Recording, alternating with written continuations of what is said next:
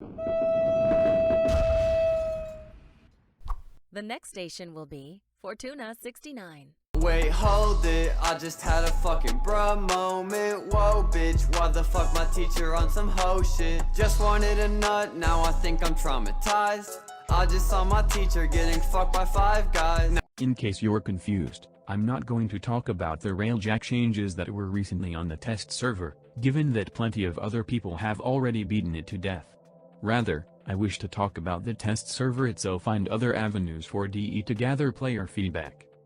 The fact that the test server itself exists is a good step, although that unfortunately kills off the meme that the PC players are the default test server. For the most part, I found the tweaked stuff for Railjack on the test server to be very good, but personally it's not something that will make me want to play Railjack. Time spent playing on the test server admittedly felt constrained, because the test server was open for only 3 days.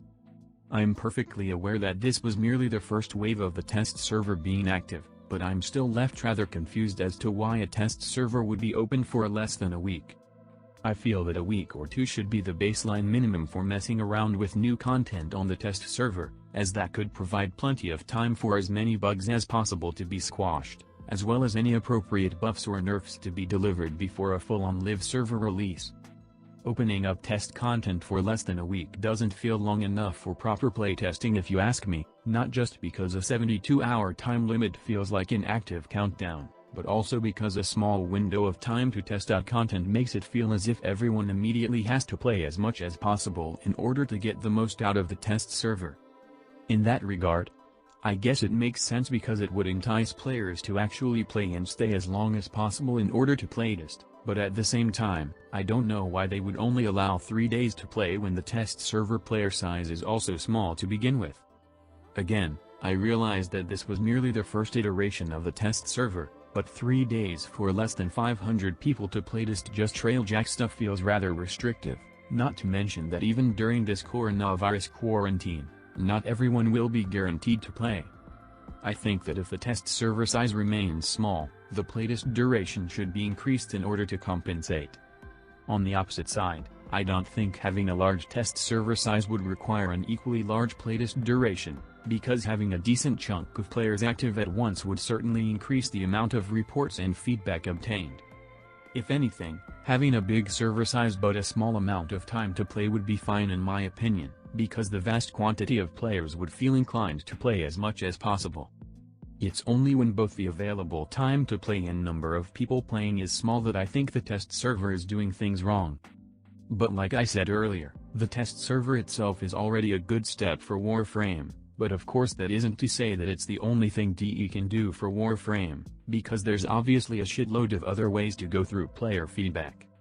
For example, DE could utilize feedback compartmentalization, which is something first coined by Trashusagi Tenno a few months ago. I mentioned that Warframe would probably service itself quite well if it would listen to its damn partners.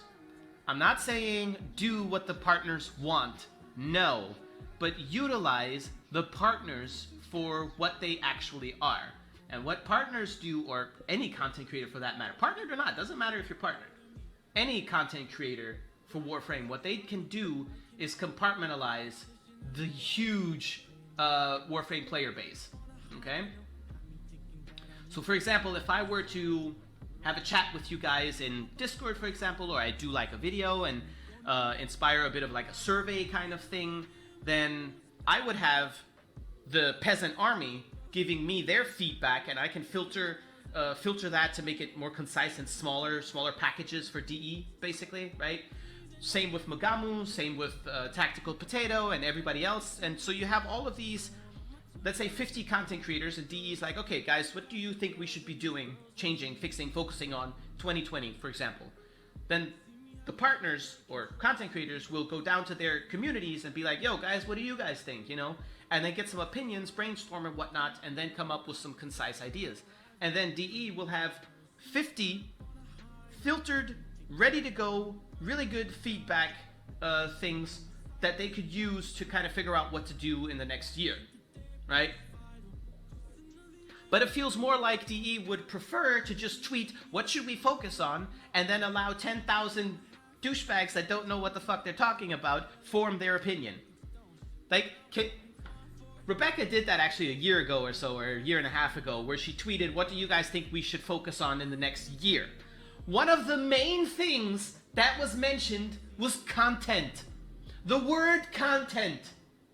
Please, guys, should we really be listening to the opinions of people who, when asked what should a company focus on when developing their game, answer content? Okay, but what else? Like, duh, but no. I think Skins was up there too, where I was just like, Partner obviously have communities because they're content creators. With that in mind, going directly for each community when it comes to feedback for the game would do wonders aside just the test server, because being able to draw suggestions and ideas from the users that actively watch the players who actively make content for Warframe simply makes sense. After all, if you want to improve the game overall, you wouldn't ask a random guy on Twitter.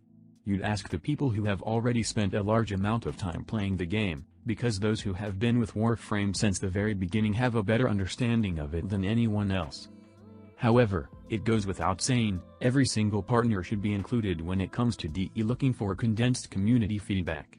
It should never be just the top 5 most subscribed partners, because that's not only just constraining potential sources for feedback, but also it opens up the problem that is, oh hey, you just need to be popular in order to get anything done in Warframe. My third reason is I feel like even if I had a great idea or gave feedback that nobody else has discussed in regards to Warframe, it will go unheard of by DE. This is simply because DE will only listen to extremely famous YouTubers and won't acknowledge or even respond to certain feedback unless there are a huge influx of players screaming at DE like with what's happening now. I feel like a lot of what's taking place now could have been prevented if DE just listened to their partners as well as their players, but honestly it feels like some of us smaller partners are viewed as insignificant just due to our size as content creators, because I'm pretty sure if someone like Markiplier, who they paid, mind you, to play the game in the past, was to make a video stating the issues of Warframe, you can really bet DE would be fixing the game in a heartbeat, just simply due to the fact that his video would get a lot of recognition and DE doesn't want to get a bad reputation. Of course, if I make a video and it gets low views, DE wouldn't care because it wouldn't affect them at all. Since a small video with a couple thousand to 10,000 views wouldn't hurt the reputation much at all. It's sad to know that regardless of what points a Warframe partner can make, regardless of how great it is, it will go unrecognized by DE just due to their low size. You shouldn't be required to be a big partner or make a big video in order to get any response from DE. When it comes to feedback, content creators should be slightly less prioritized than people who have spent literally hundreds of hours playing. The way to improve Warframe isn't to cater to the mass audiences, it's to start with what you have already, and build up from there. It seems rather dumb to market Warframe towards the mass market anyway, given that the new player experience is still nowhere to be found, and trying to advertise your game when you don't even have proper tutorials for everything is like trying to sell a car with a steering wheel that randomly locks up. Thank you for watching. You never seen a white person before. Jaws all on the floor like Pam, like Tommy just burst in the door and started whooping her ass worse than before they first got divorced, throwing her over furniture. It's the return of the... Oh, wait, no, wait, you're kidding. He didn't just say what I think he did he?